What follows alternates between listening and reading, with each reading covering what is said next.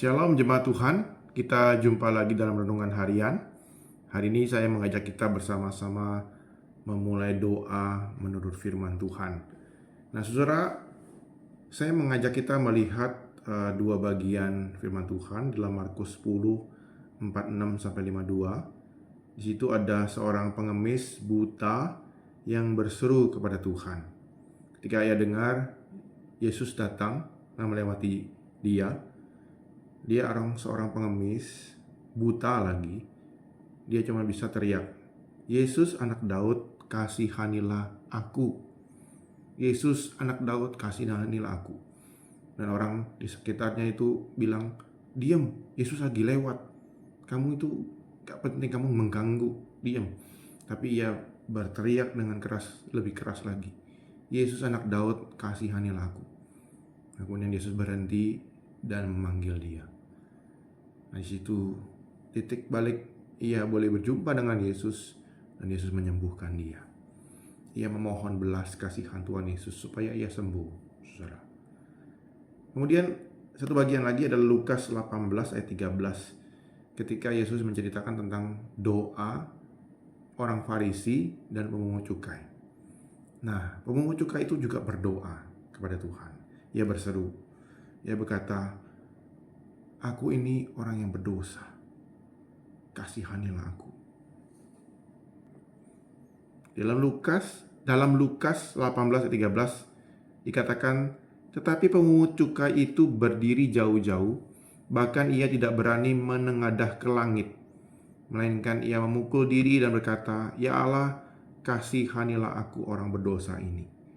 Nah, saudara, dalam bahasa aslinya di situ tuliskan bukanlah "I am a sinner", tetapi "I am the sinner". Itu berarti akulah orang berdosa itu. Jadi gak peduli orang lain, gak peduli pemungut cukai, gak peduli orang Farisi yang ada yang di depan saya, tapi saya inilah yang berdosa. Jadi bukan singgung orang lain. Kalau a sinner itu kan kesannya saya orang berdosa. Orang lain juga ada yang berdosa, tapi kita bukan urusin orang lain. The sinner itu adalah mengacu kepada diri saya, orang berdosa ini. Saya gak layak. Nah, saudara, dalam dua tokoh ini ada ketidaklayakan dari pemungut cukai, juga ada pengemis buta yang berseru kepada Tuhan itu karena dia gak mampu, saudara. Jadi doa itu didasari kedua hal ini, saudara. Gak mampu dan gak layak. Namun saudara, belajar di Tuhan Yesus, saudara. Ketika Yesus mengajar kita berdoa, contohlah doa Bapa kami, saudara. Nah, saudara, Tuhan Yesus itu bukanlah orang yang gak mampu, saudara. Tuhan itu bukanlah orang yang gak layak, saudara. Tetapi ia berdoa kepada Bapaknya, saudara. Apa dasar Yesus? Yesus beres dengan Bapa. Yesus tidak berdosa. Yesus juga melayani manusia. Yesus beres dengan manusia. Ia tahu pergumulan hati manusia, ia tahu penderitaan hati manusia. Ia hadir di situ dan ia menolong mereka, saudara. Nah, saudara, dalam doa Yesus, khususnya yang disalib, kita mengenang Paskah ini kan, kita dalam momen Paskah, ia berdoa, saudara. Ada dua doa yang berkaitan dengan hal ini. Ia berkata, "Ya Bapa, ampunilah mereka karena mereka tidak tahu apa yang mereka perbuat." Ini doa Yesus di kayu salib. Nah, Yesus seolah-olah berkata, "Aku mengampuni engkau. Aku mengampuni orang-orang yang bersalah kepada aku, yang menghancurkan aku, membunuh tubuhku." Dan ia berkata, dalam kematian ia sudah ia beres, saudara. Beres, tidak masalah dengan manusia, yang mengampuni mereka. Kemudian setelah selesai semua, Yesus selesai, ia berkata, "Ke dalam tanganmu ya Bapa, aku serahkan nyawamu." Ini berarti ia beres dengan Bapa. Ia menyerahkan nyawanya. Ia tidak ada masalah dengan Bapa. Yang ia tanggung adalah dosa manusia. Nah, saudara, kita dalam kehidupan ini, dua hal ini yang kita takutkan, saudara. Bermasalah dengan sesama dengan orang-orang yang dekat sama kita, dengan orang-orang yang berhubungan dengan kita, dan masalah kita kepada Allah, dosa-dosa kita belum beres di hadapan Tuhan.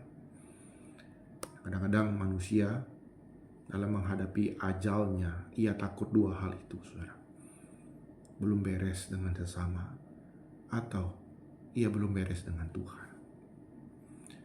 Nah, saudara, biarlah teladan Yesus boleh menolong kita untuk berdoa kepada Bapa, kepada Allah, untuk tetap setia, untuk tetap sadar bahwa kita nggak mampu, kita nggak layak. Tetapi dalam Kristus, Tuhan memberikan kita anugerah untuk berdoa kepada Bapa, akses langsung kepada Bapa. Hanya kita yang bisa bilang Allah itu Bapa.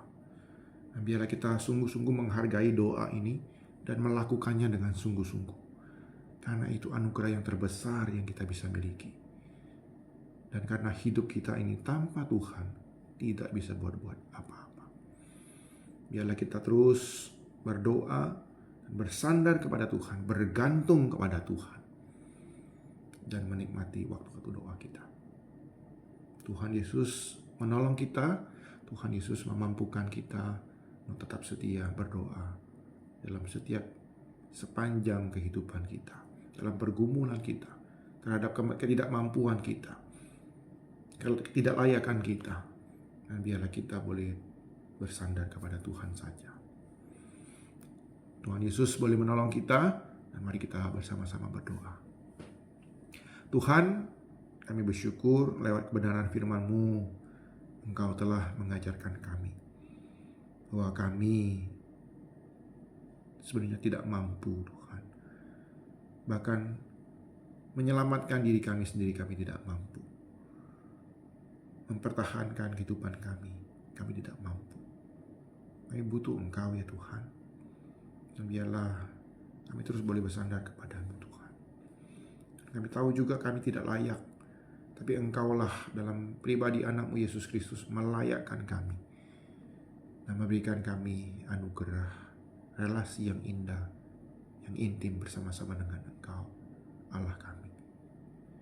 Terima kasih Tuhan buat anugerah-Mu ini, dan kami terus bisa merayakannya, kami bisa menikmatinya, dan kami terus boleh menyadari kuasa doa yang mungkin sering kami abaikan, yang mungkin sering kami tinggalkan. Biarlah Tuhan boleh menolong kami, Tuhan terus mengingatkan kami. Demi nama Tuhan Yesus kami bersyukur dan berdoa. Amin.